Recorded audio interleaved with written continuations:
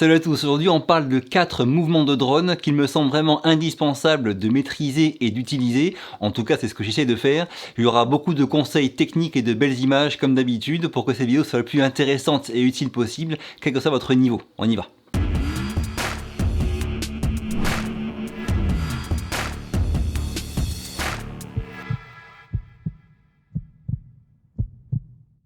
Alors j'ai classé ces 4 mouvements par ordre croissant de difficulté technique dans leur réalisation. Le premier c'est le plus simple et c'est celui qui me sert le plus souvent, vous allez rire mais c'est le tout droit.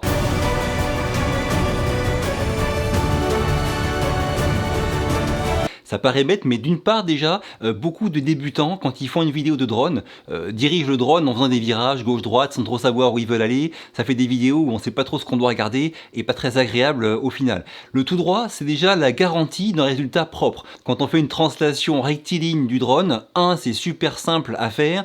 2, au montage, ça rend toujours bien. 3, c'est le plan qui a le moins de chances d'être raté parce que l'exposition ne variera pas en cours de plan.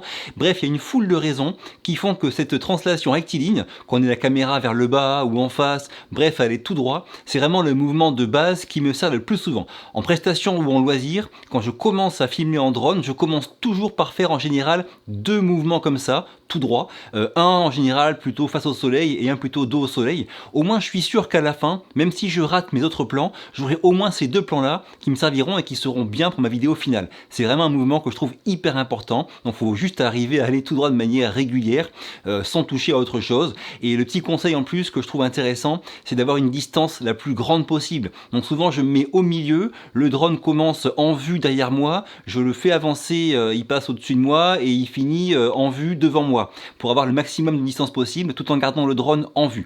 Bref, pensez vraiment à commencer vos sessions par 1, 2 ou 3 mouvements de translation tout droit, c'est vraiment le meilleur moyen d'avoir un résultat propre garanti au final. Alors comme je vous le disais, ce tout droit il est vraiment très simple à faire, mais ce qui est bien c'est qu'on peut après l'enrichir au montage en jouant sur sa vitesse. J'ai fait une vidéo où je parle du remappage temporel ou du speed ramp, je vous mets le lien ici, elle concerne le DaVinci Resolve pour le montage, et jouer sur les courbes de vitesse de lecture d'un plan, c'est vraiment un truc que j'utilise très souvent et que beaucoup utilisent, et c'est une manière superbe d'enrichir ce plan qui à la base est très simple techniquement. Je m'en sers soit par exemple pour accélérer la fin du plan et passer sur une transition sur le plan suivant, ou alors en cours de plan, je fais un accéléré puis un ralenti et on se rend bien compte de la distance parcourue par le drone. Bref, tout droit, c'est vraiment le mouvement de base qui d'une part vous sauvera beaucoup de sessions où vous auriez tenté des mouvements compliqués avec un résultat on va dire approximatif. Là au moins vous êtes sûr que si vous commencez par celui-là, vous aurez au moins celui-là en rentrant à la maison, et en plus on peut l'enrichir au montage pour en faire un plan très propre et qui est forcément agréable à regarder.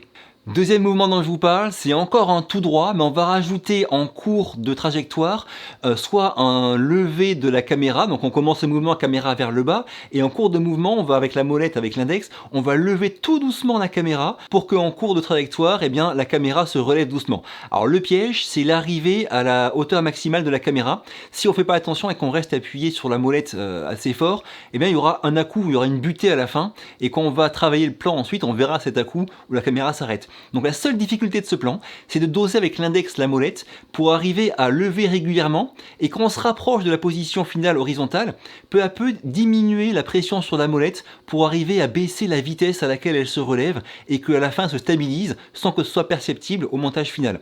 Ça c'est vraiment la seule difficulté, ça se travaille, donc entraînez-vous à le faire. Moi souvent je le fais pour m'entraîner comme ça. On fait avancer le drone de manière linéaire à la même vitesse, bien régulière avec son pouce, et avec l'index on va s'amuser à venir baisser régulièrement la caméra et puis réduire la vitesse d'inclinaison quand on se rapproche du point maximal, ou à l'inverse la monter très délicatement et puis la réduire à la fin. Encore une fois, ce mouvement on peut le travailler au montage avec du speed ramp.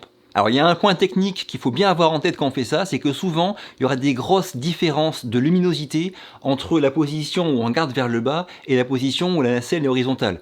Si on est en forêt par exemple l'été, eh bien au-dessus de la forêt ça va être assez sombre en regardant vers le bas, et en fin de plan si on relève la nacelle, ça va être très lumineux quand on regardera le ciel bleu par exemple. Bon, et bien cette différence là, si le drone est en mode automatique au niveau exposition, il va tout seul faire varier à la fois les ISO, le shutter, vous n'allez rien maîtriser, et vous allez avoir une fluctuation de l'exposition en cours de plan qui va probablement se voir après sur la vidéo finale. Donc moi ce que je vous conseille de faire, comme souvent, c'est de verrouiller l'exposition.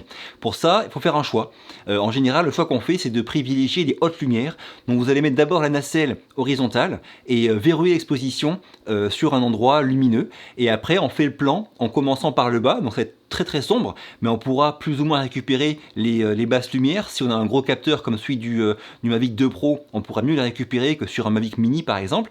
Mais bon, le but ça va être de privilégier en général les hautes lumières. On peut aussi faire le choix intermédiaire de verrouiller l'exposition sur une zone, on va dire, médiane au niveau de la luminosité, et après on aura un peu tout qui sera correct, mais sans avoir rien qui est vraiment très bien. Bon voilà, ce qu'il faut retenir, c'est que l'exposition va fortement changer sur ce plan où on va relever la caméra de position vers le bas à position horizontale. Il faut bien avoir ça en tête, que ça peut vraiment vous ruiner le plan. Notez que souvent dans ce genre de mouvement, la partie intéressante se situe en bout de plan quand la caméra est horizontale, et le début me sert souvent de transition, donc je fais un gros accéléré sur le début pour révéler ce qu'il y a en fin de plan, toute la vue.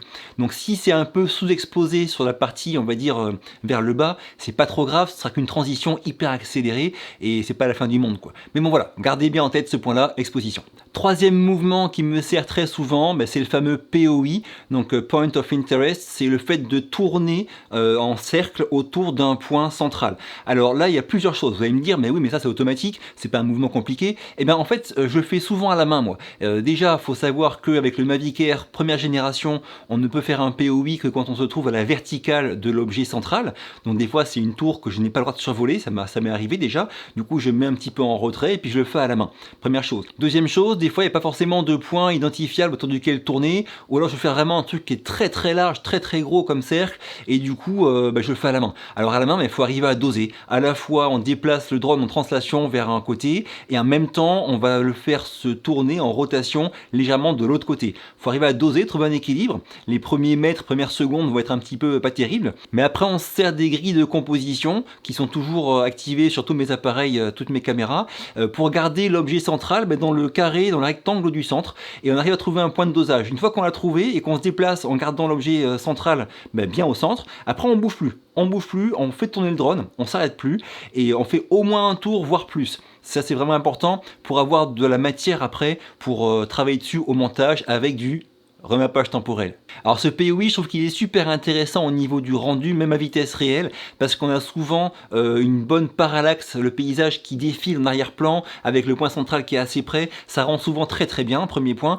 Deuxième point, on peut aussi l'accélérer fort pour avoir ce déplacement circulaire autour de l'objet, et c'est vraiment très sympa. Troisième point, moi il me sert souvent aussi en transition, je fais un POI de 3 ou 4 tours, et je l'enchaîne en transition avec un plan par exemple au sol, où je ferai un petit whip de la caméra que je tiens au sol. Ça je l'ai fait récemment dans ma vidéo sur les gorges du Verdon, je vous mets le lien à l'écran, je vous montre l'extrait ici de la transition en question, entre mi-juin et mi-juillet, et c'est vraiment un vrai régal. Et vous voyez, ça passe crème, ça rend trop bien, je trouve, la transition avec la caméra à la main, enchaînée avec le POI au drone, c'est un truc qui est très intéressant, je trouve.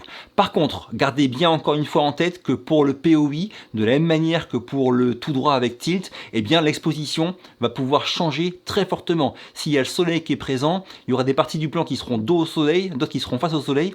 Si l'exposition est laissée en automatique, ça va se voir sur le rendu final. Donc là encore, je vous conseille de sacrifier les basses lumières au profit des hautes lumières. Donc verrouillez l'exposition sur des hautes lumières de la scène en début de POI, et après vous bloquez tout et vous tournez une fois, deux fois, trois fois, et après vous allez devoir au montage essayer de récupérer un petit peu les basses lumières. Si elles sont pourries parce que c'était trop compliqué et que le capteur de votre drone n'est pas assez gros, et bien ce sont sur les basses lumières qu'il va falloir jouer pour accélérer le mouvement, sacrifier un peu ces parties là et faire des ralentis sur les parties où c'est bien exposé.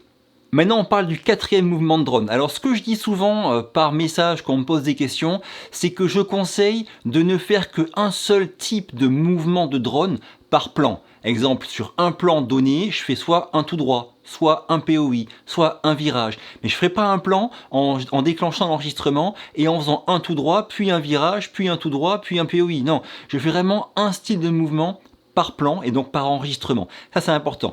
Néanmoins, ce mouvement peut être complexe. Je peux très bien faire un mouvement où le drone avance, tourne et monte. Ça, c'est possible. Ces mouvements plus complexes demandent un peu de finesse de pilotage, un peu d'entraînement. C'est aussi pour cette raison que c'est intéressant parfois de baisser la sensibilité des joysticks de manière à pouvoir vraiment contrôler finement ce qu'on veut faire. Donc concrètement, un exemple que j'ai fait encore tout récemment dans ma vidéo sur les gorges du Verdon, là j'avais un assistant au début du plan qui pilotait le drone, et quand j'ai fait le mouvement du bras comme ça, hop, je lui ai dit tu mets à fond vers l'arrière. Donc le drone a reculé à fond, donc la manette de droite à fond vers l'arrière, et quand le drone était assez loin, j'ai couru pour récupérer la manette, je l'ai pris, j'ai maintenu le stick tout le temps à fond pour maintenir le mouvement de recul du drone, et en même temps avec l'autre stick, j'ai commencé à faire une rotation légère du drone, toute légère, et aussi une montée du drone. Donc le drone a fait comme mouvement d'abord reculer, puis commencer à tourner et monter. Donc ça c'est un mouvement complexe avec plusieurs actions sur plusieurs joysticks, et pour avoir à la fin un rendu un petit peu plus, on va dire, enrichi au niveau du mouvement.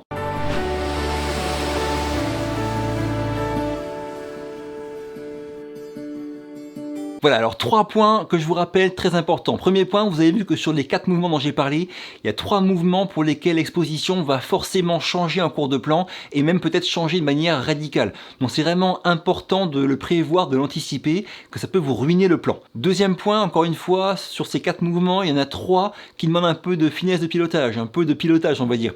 Et on peut le rater, ça peut arriver qu'on fasse un truc un peu trop brusque ou qu'on rate quelque chose, donc on peut le rater, et du coup, si on peut, on le recommence, mais des fois on n'a plus de batterie, on n'a pas le temps. Et donc ça peut arriver qu'on rentre à la maison avec zéro, rien. C'est pour ça que je vous rappelle, il est hyper utile. Moi, tout le temps en prestation ou en loisir, je commence tout le temps toutes mes sorties drone par un tout droit dans un sens et un dans l'autre sens. Au moins je suis sûr d'avoir quelque chose de propre à ramener à la maison, c'est vraiment fondamental. Et enfin, troisième point, comme je vous l'ai dit, pensez vraiment que la vidéo, elle prend naissance au montage. Avoir des beaux plans, c'est bien, mais pas savoir quoi en faire, ça sert à rien en fait. Donc pensez bien que c'est au montage qu'il va falloir beaucoup travailler pour faire non seulement du speed ramp, un page temporel, mais aussi rajouter des petits effets sonores, de la musique pour mettre en valeur un petit peu les changements de rythme. Bref, c'est vraiment sur le montage qu'il faudra jouer pour enrichir, dynamiser, donner vie à vos plans. Voilà, j'ai fini pour aujourd'hui. Si ça vous a plu, un petit pouce bleu, pensez à vous abonner, ça m'aide beaucoup.